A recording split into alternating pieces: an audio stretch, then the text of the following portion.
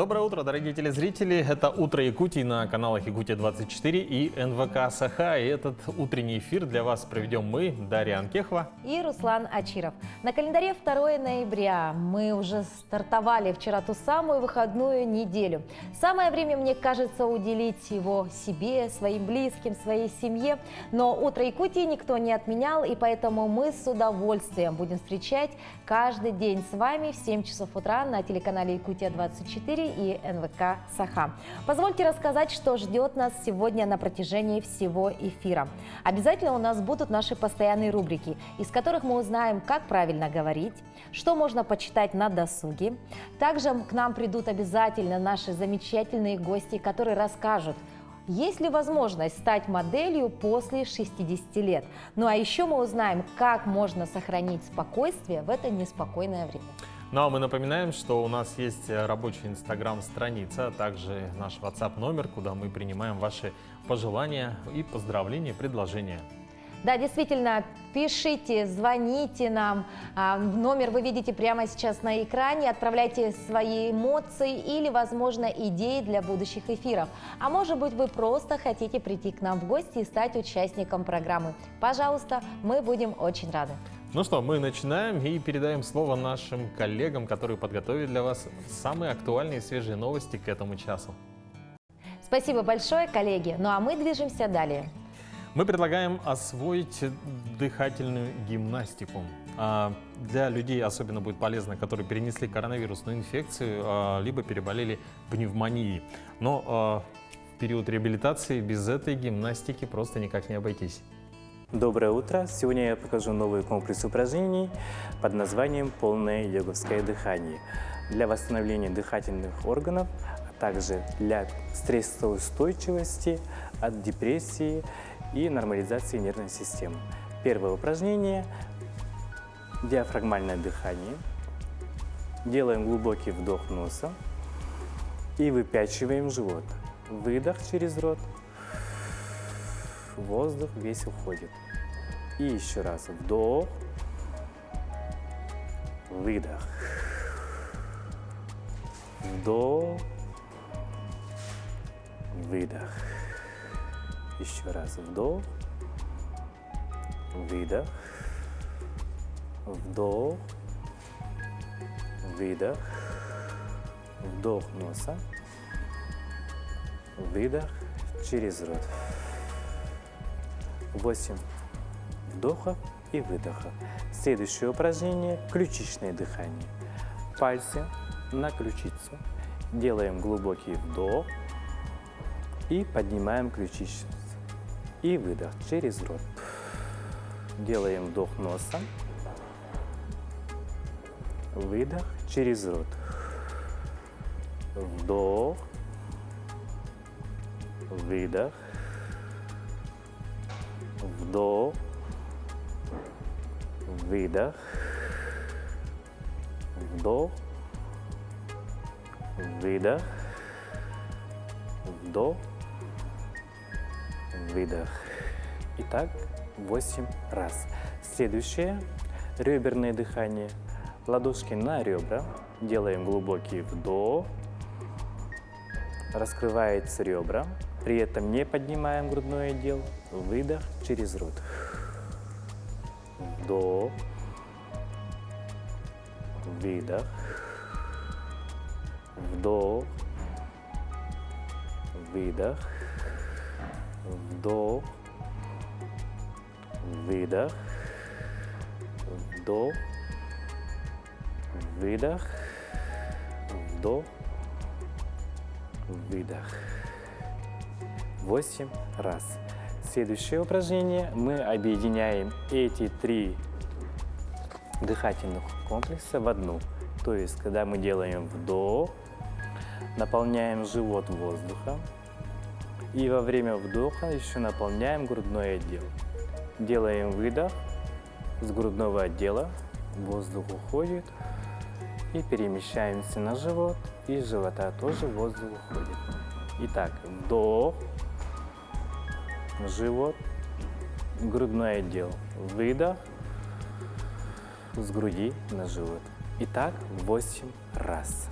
Будьте здоровы, всего вам доброго, не болейте.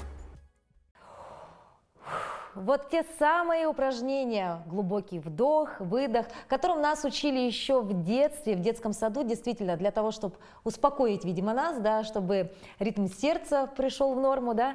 Они ведь полезны и сейчас, и ими можно просто для профилактики заниматься, либо действительно это может помочь при реабилитации после ковид. Ну а мы с вами сейчас перенесемся в Австралию. Даша, знаешь ли ты, что в Австралии идут скачки, которые останавливают нации? Ну, я, честно, даже не представляю, как это и что это. Ну, на самом деле все очень просто. Эти скачки называются Кубок Мельбурна. И каждый первый вторник ноября, то есть сегодня, в 15:20 дня, все люди в Австралии останавливаются, чтобы услышать первый сигнал начала скачек. Ну и, конечно же, посмотреть непосредственно на сами скачки. Какими еще датами и событиями запомнится этот день, узнаем сейчас. На календаре 2 ноября. Сегодня Международный день прекращения безнаказанности за преступления против журналистов. По народному календарю в этот день отмечается память Артемия Антиохийского, христианского святого, жившего в IV веке. В этот день на Руси было принято квасить капусту. В 721 году в этот день царь Петр I принял титул Петра Великого императора Всероссийского, а Россия стала империей. В 1894 году вступил на престол последний российский император Николай II. В 1937 году на Кремлевских башнях установлены рубиновые звезды. В 1938-м первым женщинам в СССР присвоено звание Героя Советского Союза. Утром 24 сентября 1938 года известные в СССР летчицы-орденоносцы Валентина Гризодубова, Полина Осипенко и Марина Роскова вылетели в беспосадочный перелет из Москвы на Дальний Восток на двухмоторном самолете «Родина». За выполнение этого перелета и проявление при этом мужества и героизм 2 ноября 1938 года им присвоено звание Героя Советского Союза с вручением ордена Ленина. В этот день родились Клеопатра, последняя царица Египта из династии Птолемеев, Мария Антуанетта, французская королева, жена Людовика XVI. Джеймс Нокс Полк, 11-й президент США, один из самых деятельных президентов Соединенных Штатов Америки. Президентский срок Полка ознаменовался крупнейшими территориальными приобретениями США. У Мексики были отвоеваны Нью-Мексико и Калифорния. Англия была вынуждена уступить Орегон. США получили выход ко Второму океану и стали крупной тихоокеанской державой. Джордж Буль, английский математик и логик, основоположник математической логики. Марк Антокольский, русский скульптор. Жорж Сорель, французский философ и публицист, теоретик анархосиндикализма. Уоррен Гардинг, 29-й президент США. Годы правления с 1921 по 1923 годы. Государственный и политический деятель. Михаил Яншин, советский актер театра и кино, режиссер, народный артист СССР. Даниил Андреев, русский мистик-духовидец, религиозный философ, писатель и поэт. Лукино Висконти, итальянский режиссер театра и кино, сценарист, один из основоположников неореализма. Кит Эмерсон, британский клавишник и композитор. Ирина Богушевская, советская и российская певица, поэтесса, композитор. Именины в этот день отмечают Александр, Артемий, Герасим, Герман, Иван, Ирина, Леонид, Михаил, Николай, Павел, Петр и Федор. В связи с обострившейся ситуацией по коронавирусу в стране был объявлен локдаун. Работают только аптеки и магазины, где есть товары первой необходимости. Действительно, эта ситуация была ожидаемой, она не стала для нас каким-то сюрпризом. И сейчас все чаще обсуждают, как пережить карантин и самоизоляцию. Ну, во-первых, эксперты советуют меньше времени проводить в людных местах и по возможности оставаться у себя дома. Собственно, в связи с этим встает вопрос, чем заняться в домашнем заточении, чтобы не терять время зря и не падать духом.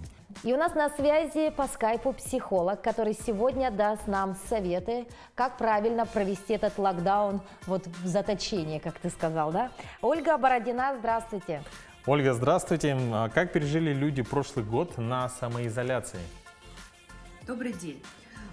Знаете, вот по мне кажется, вообще ничего такого не произошло. По крайней мере, как только был объявлен, ну, как-то у меня не увеличилось, так сказать, может быть, люди не стали чаще обращаться, поэтому по мне кажется, что люди достаточно хорошо вот именно встретили, так сказать, вот эту самоизоляцию. С какими проблемами к вам обращались? Ну, в основном обращались с проблемами, допустим, сложности коммуникации дома, в семье. Еще были такие проблемы, как не просто про коммуникации, да, между вот в отношениях, а еще люди не знали, чем себя занять. То есть многим было очень сложно, те, у кого была бурная, наоборот, личная жизнь, то есть они каким-то образом вот все время выходили из дома, то они почувствовали какую-то вот апатию, нахождение постоянно дома, да, то есть и вот, допустим, уже спустя полгода, после того, как была самоизоляция, здесь уже чаще стали обращаться вот именно с различными состояниями тревожными, паническими атаками, и даже бывает уже такое депрессивное состояние начинать, то есть уже вот спустя какое-то время люди стали как-то по-другому к этому относиться. Мне кажется, это, возможно, связано с тем, что ну, когда это началось, люди, может быть, не подошли со всей серьезностью, да, возможно. А вот когда уже это все затянулось, и как раз, мне кажется, здесь как раз и усугубилось, и они стали чаще обращаться. По крайней Секрет, мере, что вот на самоизоляции близкие люди очень много времени, да, проводят друг с другом, что может не очень хорошо повлиять на взаимоотношения. Какие советы вы можете дать семьям? Ну да, вот этот вопрос, он очень часто встает как раз вот потому что, ну, давайте возьмем обычный, да, день. Обычный день — это родители на работе, там, дети в школе, и мы не видимся друг с другом, и поэтому нам хватает какого-то короткого времени, да. Но когда мы непосредственно с друг другом целыми днями находимся, то здесь всегда возникает вопрос, что же поделать? Вот, и самый лучший способ здесь — это как раз одно из лучших времени для улучшения вот этих коммуникационных связей в семье. То есть, например, здесь можно начать создавать какие-то командную деятельность, то есть, например, играть в какие-то совместные игры, да, придумывать какие-то, не знаю, там даже домашние квесты и так далее. Ну, то есть, и вовлекать не просто вот это все делают взрослые, там, мама в частности, да, или там вместе родители, а именно привлекать к этому детей, чтобы и дети могли быть вот как раз проявить свои организаторские способности. Потому что вот это время, оно может очень хорошо как раз помочь наладить эти коммуникационные связи, то есть, да, хотя понятно, что изначально мы к ним не готовы, но вот если взять с точки зрения рекомендаций, то я очень всем вот рекомендую как раз в это время вот вспомнить о том, что вот что вы семья, и у вас есть на самом деле очень много общего. И вот здесь вы можете как раз это потренировать, посмотреть. Возможно, не все сразу получится, но, по крайней мере, какой-то такой момент, как сказать, единения, он, мне кажется, будет. Наверное, многие семьи столкнулись с тем самым случаем, когда значит, дети увлеченно занимаются игрой в гаджеты именно во время вот таких вот изоляций. Что нужно нам, родителям, сделать в этом случае? Но это очень распространенный такой вопрос, да, его очень часто задают, как же отучить, потому что нас там, взрослых, конечно же, это не очень устраивает. На самом деле ребенок проводит больше времени в гаджете только тогда, когда он видит в гаджете более интерес, чем в любой другой деятельности. То есть если он не видит интереса в школе, если он не видит интереса в учебных предметах, он не будет просто на это тратить свое время. Потому что у детей, особенно подросткового возраста или близких к подростковому возрасту, да, вот, так сказать, препубертат, то там очень часто как раз бывает такое вот, все связано с мотивацией. То есть, если мне сейчас это интересно, я это делаю. То есть, они больше времени тратят на то, что им интересно. И поэтому, чтобы человека, подростка отвлечь от вот этих гаджетов, нужно найти вот мотив, что ими движет, то есть вот что конкретно вот то, что он играет в эту игру, что в этой игре такого, что ему нравится. И вот это все можно перевести потом на другой формат. Как только у ребенка появится еще какой-то интерес за пределами игр компьютерных, например, домашние игры, либо вот, допустим, какое-то другое времяпрепровождение, да, ну, опять же, в частности, связано с различными играми, да, то у него может автоматически интерес пропасть вот к этим гаджетам. То есть здесь нужно искать мотивацию, то есть по какой мотивации ребенок играет в эти игры. И вот как только вы узнаете эту мотивацию, зная эту мотивацию, можно, ну, можно, так сказать, создать новую мотивацию, вот, например, чтобы ребенок меньше времени уделял компьютерным играм, а, например, больше там каким-то либо другим играм, либо учебе, либо еще каким-то другим процессам. В частности, например, коммуникации, опять же.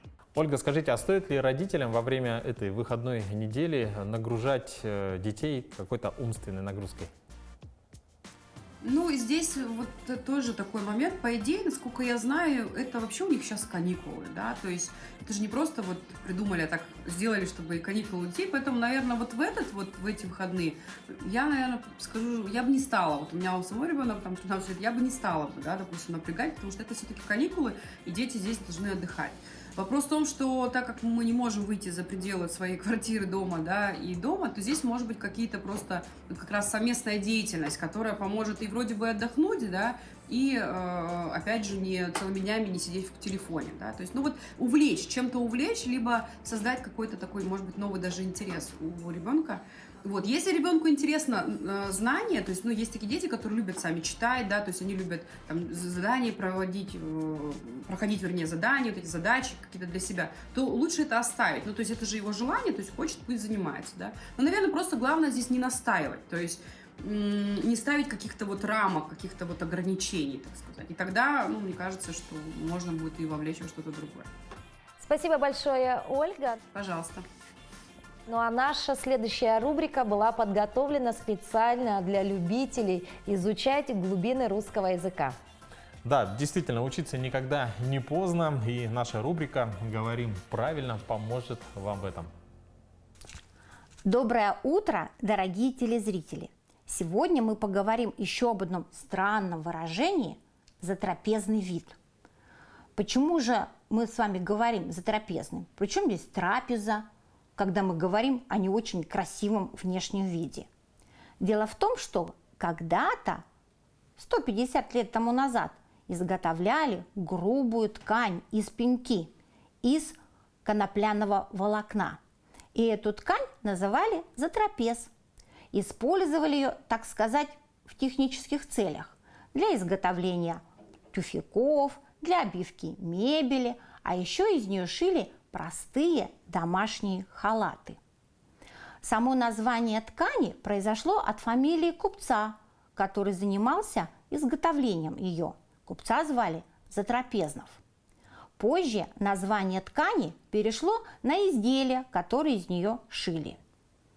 И если для зажиточного горожанина затрапезный халат – это был очень простой и обычный халат, то для небогатого горожанина часто затрапезная ткань шла на изготовление нарядной одежды. И поэтому зажиточные горожане с усмешкой смотрели на бедняков, которые ходили в затрапезном виде. Поэтому давайте не будем выглядеть затрапезным и говорить правильно.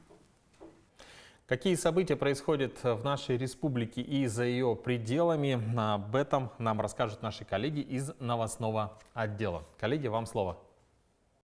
Спасибо большое, ну а мы движемся далее.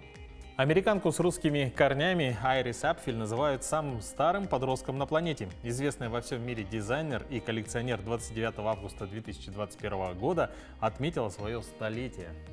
Она до сих пор, кстати говоря, снимается в телепередачах, появляется на обложках журналов в качестве модели и ведет свой Инстаграм прям очень даже активно, в которой у нее, между прочим, 2 миллиона подписчиков. В период пандемии одно из модельных агентств столицы открыло курсы для пожилых людей. Теперь дамы могут воплотить свою давнюю мечту, походку от бедра в реальность, и возраст тому абсолютно не помеха. Руслан, я тебе даже больше скажу, они не только изучают правильную походку, они преображаются полностью, то есть там целая программа. Ну а как это все проходит, мы узнаем прямо сейчас, потому что у нас в гостях Валентина Безрукова, она является руководителем студии моделей Dream, и Валентина Михайловна Семенова. Здравствуйте. Доброе утро. Доброе утро.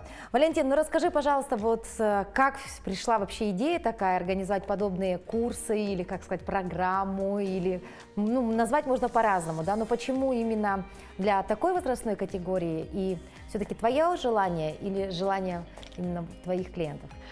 Ну, курсы я давно уже организовала, это получается, в прошлом году, после пандемии, вот у меня возникла мысль уже создать свои курсы, потому что, ну, запрос он шел.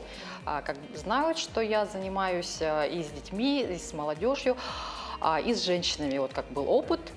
Это на фотосессиях, получается, я помогала при фотопозировании и вот понимала, что как бы мне это нравится, и я хочу работать вот именно и с женщинами возраста 35, 50, 60 плюс.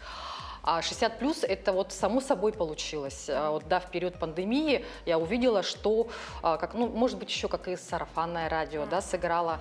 Люди начали рекомендовать и начали обращаться. Я потому что, ну, как запустила набор объявления, как обычно, в курсе, и я сама обратила внимание, что, да, пошла такая возрастная группа, и женщины, вот, я спрашивала вот, новый набор, почему, то есть, да, хотят развиваться, нету никаких мероприятий, как, ну, женщины активные, они хотят собой заниматься, и это что-то новое для них, не только вот как вот стать моделью, но и правда для себя, как бы, чтобы научиться красиво позировать, осанку держать, то есть очень много нового для себя они выявили. Скажите, а вот можете поподробнее немножко вот рассказать о программе курсов? Что туда входит? Программа курса.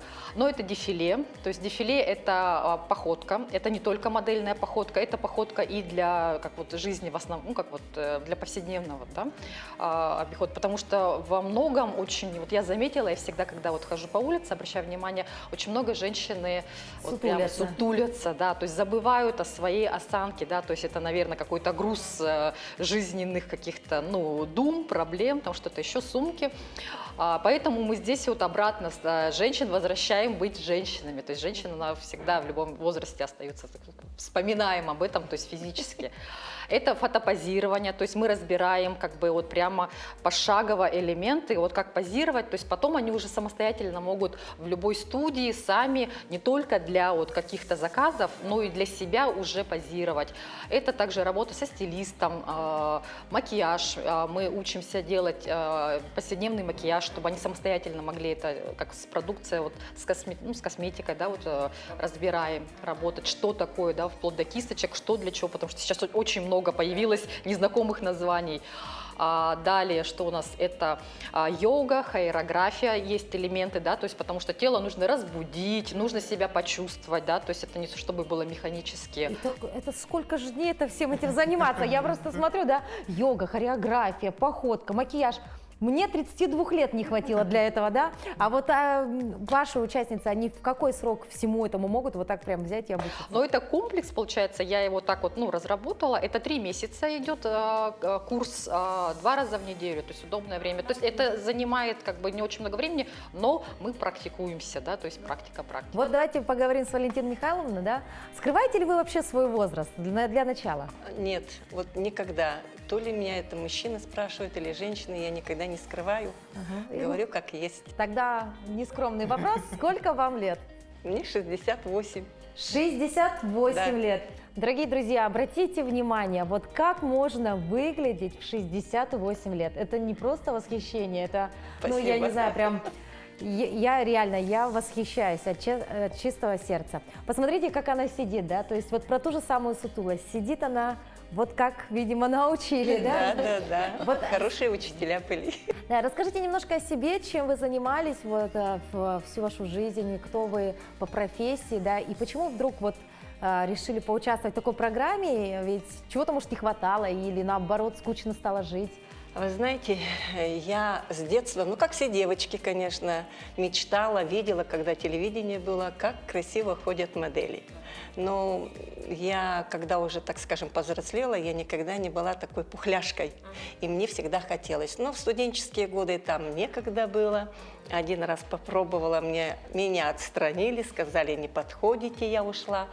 А потом, знаете, вот почему я стала. Я по профессии сама учитель. И уже с 2010 года я, так скажем, не работаю, поэтому уделяю внимание себе любимой. Да, себе любимой. И вы знаете, когда я прочитала вот это объявление о том, что набирать, я позвонила и спросила, а есть ли возрастной ценз? Сказали, нет. Ой, как я обрадовалась, думаю, какая красота. Потому что Но вы знаете, женщина, она действительно должна быть женщиной, да? Выглядеть и не только, так скажем, ну, стройной быть, там, чтобы никаких лишних отложений не было. Но, тем не менее, вот уметь себя преподносить. И вообще фотосессия, когда бывает, действительно правильную позу занять, да, правильно улыбнуться. Мне всегда в школе говорили голливудская улыбка. Да. То есть это, конечно, хорошо. Поэтому я настолько была благодарна вот именно Валентине, что она создала такую группу, и вот я в нее попала и с удовольствием занималась, но сейчас вот пандемия. Но у нас есть уникальная возможность посмотреть на плоды той самой работы. У нас есть подборка ваших фотографий, и прям обратите внимание, да, какой образ, и рубашечка, и джинсики, да. То есть тут у нас нет каких-то, знаете, царских таких обличий, да, которые там придают, возможно, такую какую-то свою грацию, да. Вот она, рубашка, джинсики, настроение, макияж. Ну, профессиональная фотосессия, это тоже дорого стоит. Да, скажите, Валентина Михайловна, вот что было сложнее всего и насколько легко вам далась теория и практика? Вот вы знаете, наверное, все-таки тогда, когда ты, так скажем, далека от искусства, я же учитель, как бы то ни было, и мне было вначале сложно, вот сама походка была. Как правильно, да, ну, я как бы не сутулилась особо, а вот правильно пройтись, как выносить ногу надо, как надо выпрямлять плечи. То есть вот это для меня вначале было. И еще, знаете, какая, наверное, основная такая, самое сложное было для меня, это каблуки. То есть я, когда ушла из школы, естественно, я же уже не работаю, так, перед учениками не надо особо на каблуках, и я всегда ходила на низком. А тут вот нужно было вновь, так скажем, да, вспомнить, поэтому, да, и поэтому, знаете, вот на каблуках вот это сложновато вначале было. Ну, вот буквально это первые, наверное, недели, а потом все равно привыкаешь. Поэтому вот это, наверное, самое сложное для меня было. Валь, ну а вообще сколько человек было у вас вот в таком в основном потоке, да? И бывает ли такое, что женщина все-таки приходит и на полпути, ну, говорит, ну, не мое, не могу, ну, не нравится и уходит? Или все-таки здесь вот в этой группе 60+, у них, знаешь, они прям от начала до конца идут до последнего? Они от начала до конца, если они и не могут, это ну, какие-то внешние обстоятельства, которые, а также желание есть. То есть они даже если кто в прошлом году не смог заниматься, они в этом году, получается, ну, вот с предыдущей группой продолжили. Группы небольшие сейчас, ну, в период пандемии, то есть это не больше 6 человек, то есть чтобы была дистанция. Как в обычное время там, конечно, больше 10 бывает, а здесь я создаю небольшие группы, и это, кстати, большой плюс, потому что получается такой индивидуальный подход, и я и смотрю, что и результат, он даже вот месяц, да, вот позанимались, я говорю, месяц, это как будто за 2 месяца вот прошли, скачок такой.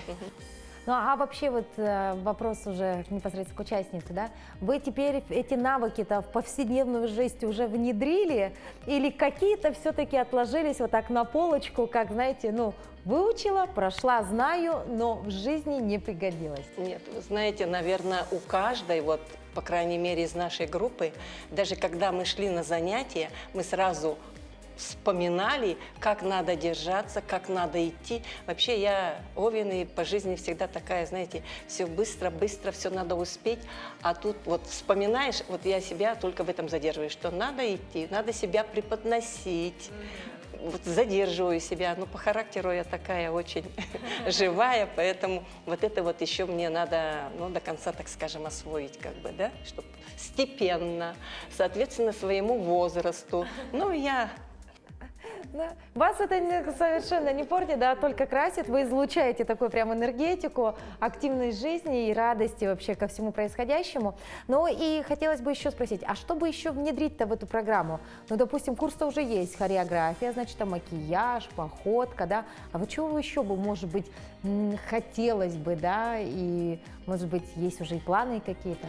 Ну, планы я хочу внедрить актерское мастерство. То есть это чтобы как уже работать с эмоциями, чтобы какие-то образы, да, как, ну, прочувствовать, чтобы вот такой момент.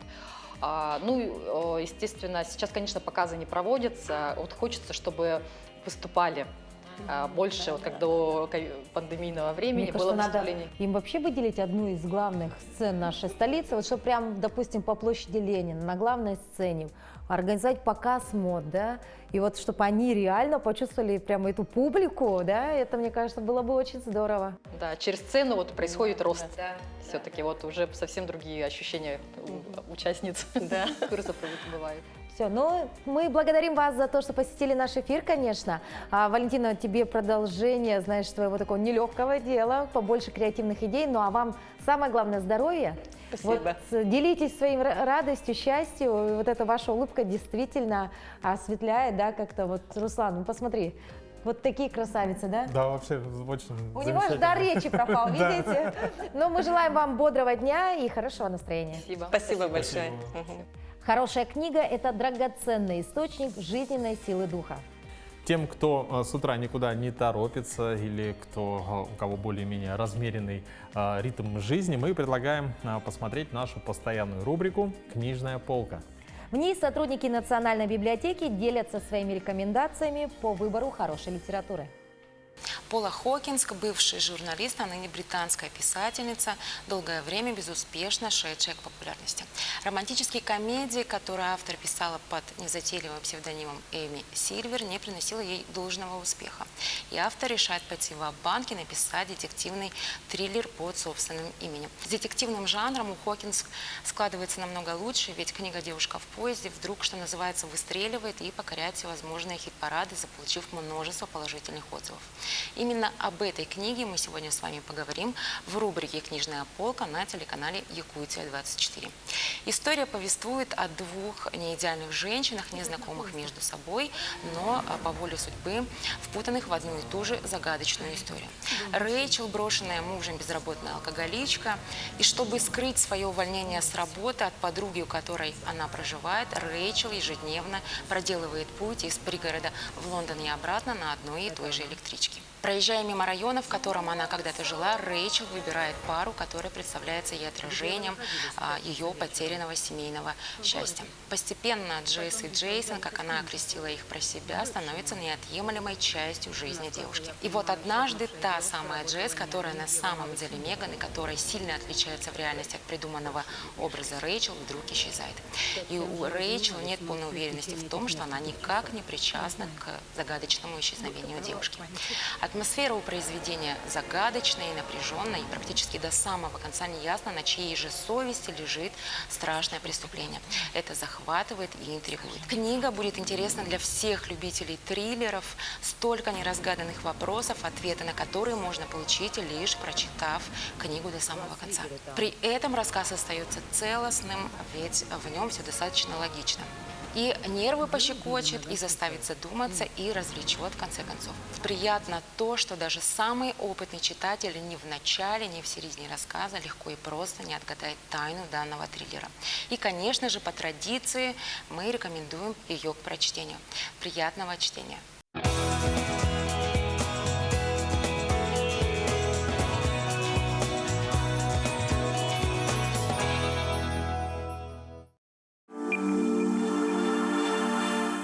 Я, как молодой специалист, очень рада, что Алроса нам подарила новую больницу. Я второй год здесь работаю, успела отработать в старом здании 1 год, и мне есть чем сравнить. И рада, что местное население имеет возможность получать качественную медицинскую помощь в наших арктических условиях и по лабораторной, и по инструментальной диагностике, так как нам закупили новое оборудование. Спасибо Алросе за то, что дает возможность спасать жизни людей. По 500 социальных проектов на 10 миллиардов рублей ежегодно. Алроса – якутская компания. Перестань мерзнуть. Закажи бесплатную доставку теплой одежды и обуви от магазина «Коламбия» со скидкой минус 15% при покупке 2 вещей. Звони по номеру 8 914 300 18 04. Ростор Хоум. Вау! С 30 октября открытие. Не пропусти скидки. Суровая якутская зима не за горами, значит, пора за теплыми вещами в новый магазин «Сток-центр Сахабулт». Создавая образ магазина, мы ориентировались на потребности жителей нашей республики в качественной, теплой и недорогой одежде и обуви. В магазине женской одежды «Элис» любая вторая вещь со скидкой 50%. Закажи бесплатную доставку на дом по номеру 914 300 18 04.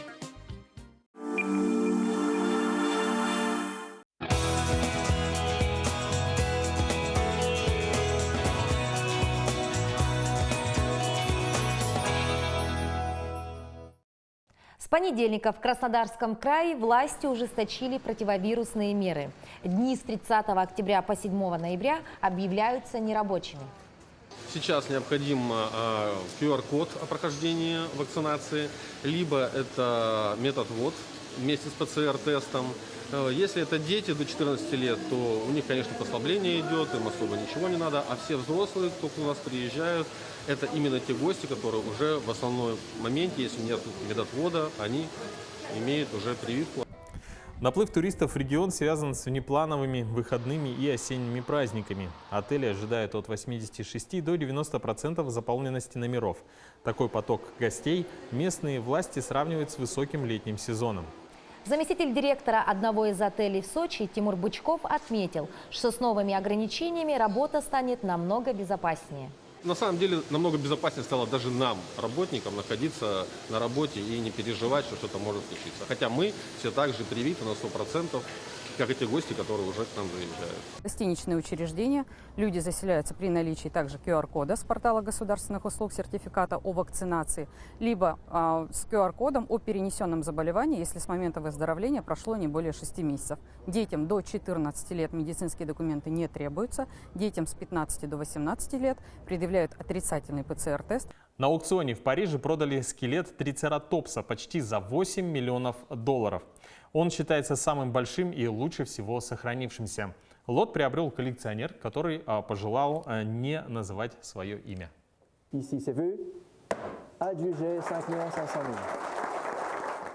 У Большого Джона появился новый владелец. В Париже почти за $8 миллионов с молотка ушел скелет трицератопса. Цена превзошла все ожидания. Аукционный дом рассчитывал выручить в 3 раза меньше.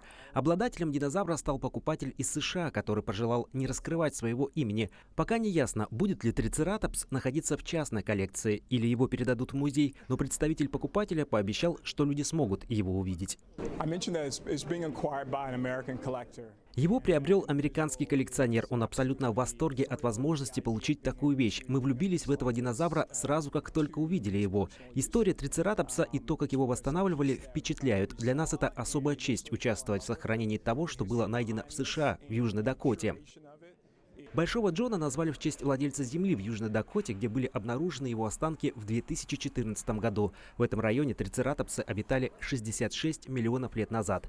Обнаруженный скелет этого вида динозавров самый большой. Его длина более 7 метров, высота почти 3. Кроме того, он в хорошем состоянии, поскольку находился под слоем ила. Палеонтологам удалось найти 60% скелета, включая 2-метровый череп. 200 фрагментов собирали специалисты в Италии. Недостающие части заменили пластиком, окрашенным под цвет костей. В ходе реставрации ученые установили, что Большой Джон получил ранение в схватке с другим динозавром. Мы знаем, что между трицератопсами были драки. Редко становится известно подробности об этом. Есть некоторые свидетельства, но здесь нам удалось действительно восстановить ход боя. Рог другого трицератопса, который по размерам был меньше Большого Джона, сзади проткнул кольцо его воротника. Рог вошел сюда и разорвал вот эту часть. От итогов парижских торгов не в восторге кураторы европейских музеев. По их мнению, в последнее время среди частных коллекционеров появился высокий спрос на окаменелости динозавров. В итоге государственные учреждения, у которых нет больших бюджетов, не способны бороться на аукционах за подобные экспонаты, а это может серьезно затормозить научные исследования.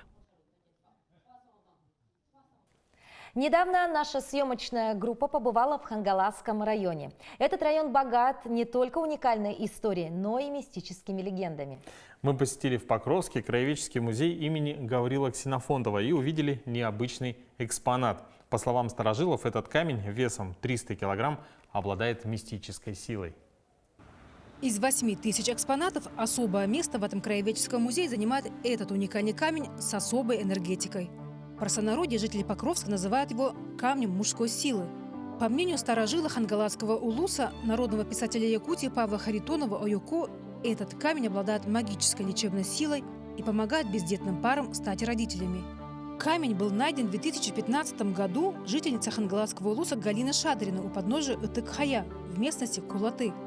Жители обратились за помощью к историкам. Они подтвердили – камень нерукотворный, его создала сама природа.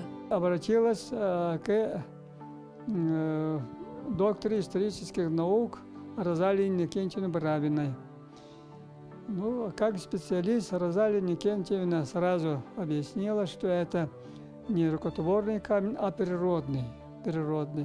Потом началась история, и доходившая до легенды, смыслом и мифологическим. Да. Оказывается, вот такие камни раньше наши предки использовали в каком-то смысле, очень глубоком смысле. Камень весит около 300 килограмм, и привезти его в музей было непросто. Специалисты отмечают, позапрошлом году 8 человек еле перетащили его в этот зал, и теперь он пополнит коллекцию уникальных вещей. После пандемии поток посещений увеличился в несколько раз. В музей приезжают даже из отдаленных поселков. К этому камню приходят женщины, чтобы вымолить ребенка, а представители сильного пола для восстановления мужской силы. Какая мистическая легенда связана вот с этим предметом? Вот рассказывают, что самое главное у нас в каждом, если не каждом, то очень многих семьях, очень таких дружных семьях, которые не имеют детей, да, это, конечно, трагедия для семьи. Те могут здесь подойти и обратиться мольбой. Несколько лет назад специалисты музея определили высокие излучения на специальном приборе. По мнению старожилов, пребывание рядом с камнем благотворно влияет на состояние организма. Теперь сотрудники планируют создать специальную комнату для медитаций, тем самым увеличить проходимость туристов. Ведь в Хангалатском улусе много исторических и сакральных мест, связанных с легендами и историей. Ирина Григорьева, Петр Шестаков, Покровск, Хангалатский улус. На этом время нашего эфира, к сожалению, подходит к концу. Мы надеемся, что вам было с нами интересно, а нам было с вами очень даже здорово и весело. Надеемся, что эта выходная неделя проходит для вас с пользой. Ну и самое главное, конечно, берегите себя и своих близких. Ну а закончить эфир мы хотим выступлением талантливого и юного музыканта. Это у нас Михаил Поликшанов.